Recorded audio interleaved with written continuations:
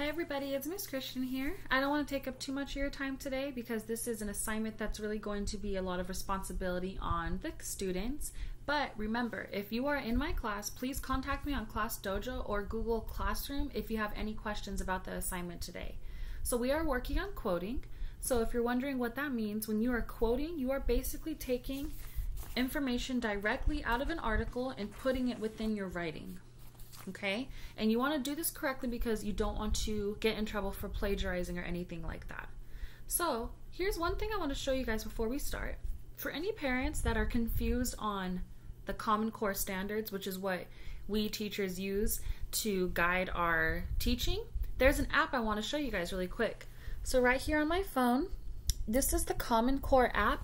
What's really cool about it is it shows you all the different standards for each grade level. It also gives you resources. So if you want to check that out, you can. So today the standard that I'm going to be going off of is RI 5.1. So that's reading informational text. So because we're reading a history article, this is counted as informational. Okay, so let's not waste any more time. Let's get to work. So the first thing I always do for my kids is I usually provide sentence frames. Now the good thing is as the year goes on, the kids get used to what we work on, and so I don't always have to post them. Or some kids even start creating their own. But the most important thing is this: if this is something that's newer to you, here's some sentence frames. If you want more options of sentence frames, you can always Google quoting sentence frames, and then a bunch of things will come up, a bunch of results. So these are just the two that I picked for today. So the very first one says, I know blank because the text says blank. Right there in the second blank, you'll notice that there is the quotation marks. Okay?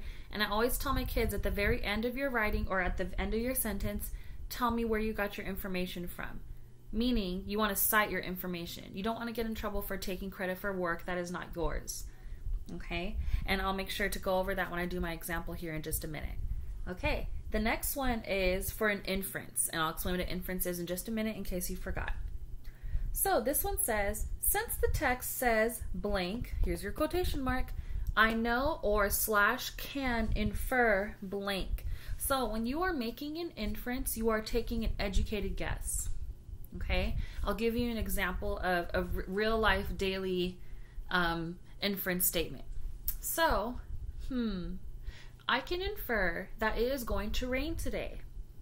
I know this because when I look outside, I can see that there are a lot of rain clouds. That is how you know it is an inference. I took what I was able to see and what I already know about what it looks like outside when it rains to make a statement.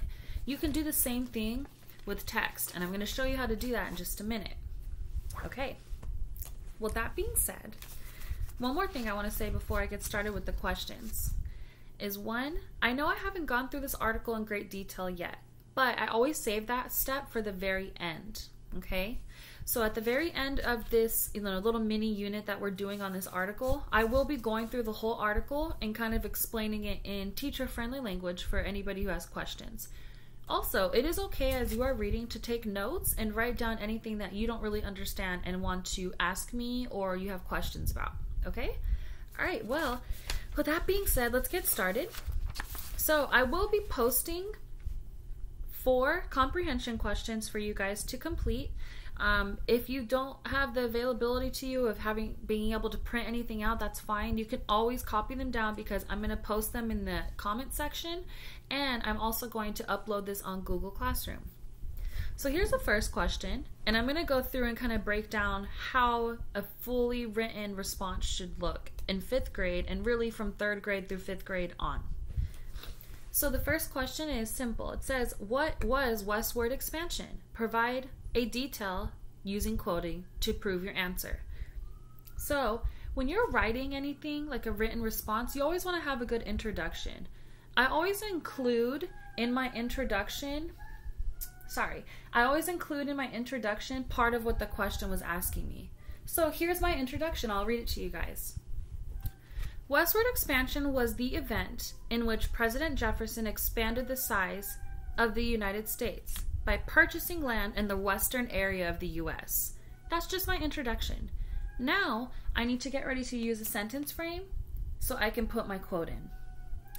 The next part says, I know this, so I'm using my sentence frame. I know this because in the text it says, quotation marks ready, in 1803, oops, my paper flew away, President Thomas Jefferson purchased the territory of Louisiana from France for $15 million, end quotation mark. Okay, now I'm going to show you right now, if I can find the right article, and I can, here we go. Maybe. Here it is. So, that is the pink highlighted sentence that I used in my writing, and I directly quoted it. Okay? Now, to wrap up all my ideas, I'm going to write a conclusion statement. You don't want to just leave your question empty with no ending, so here's my conclusion. And when I do my conclusion, that really just helps me to, wrap up my ideas and to explain why I picked the detail that I did. So, I'm going to write it down, and it says the following. This detail tells me that this purchase was the start of Westward Expansion. Now my answer is complete. So when you read it all together, it's nice and complete and organized. Okay? Now, I'm going to move on to the next question. So the next question that I'm going to be having the kids work on is, let me see, where is it? Right here? Okay. How do you think people from the northern and the southern states reacted to westward expansion? Make an inference. So, as you may or may not know, if you've been paying attention to the article, this was during the time that slavery was still allowed. Now, personally, and my kids know this, slavery is never okay. It is never the answer. Everyone knows that. Everyone should know that. But with that being said, during this time period, it was an issue. It was something that was still legally allowed in some parts of the United States. So, based on what we know and based on what we read, I'm going to go ahead and make an inference statement. So we know normally northern states back then were a little more open-minded. Slavery wasn't allowed in some of those states, but in the southern states, it was strongly encouraged. And when I look in my article and I use my headings, so remember we talked about the headings, they tell you what each section is. I look at the one that says Westward Expansion and Slavery, and then I highlighted an area that I thought could help me with my answer.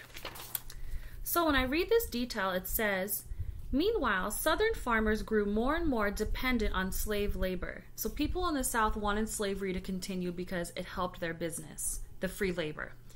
And then the northern farmers grew increasingly resentful, as many felt slaves gave Southerners an unfair advantage that made it harder for them to earn a living. So, my statement that I wrote down is going to be the following. Okay, so here I am using my quote that I just read within my writing. Since the text says, northern farmers grew increasingly resentful as many felt slaves gave Southerners an unfair advantage that made it harder for them to earn a living, I can infer that people in the South are going to work really hard to make sure that even though westward expansion is happening, that they are going to be able to keep their slaves, which we all know in the end didn't work out the way they wanted. Good. But with that being said, I hope that you guys were able to see that I was able to make a generalized inference just based on what I read and what I already know. Okay? So, what I want you guys to all remember when you work on this in just a minute on your own, you don't have to have the same exact answer as I do. You just need to be able to prove your answer and justify your thinking using evidence from the text and using your quoting.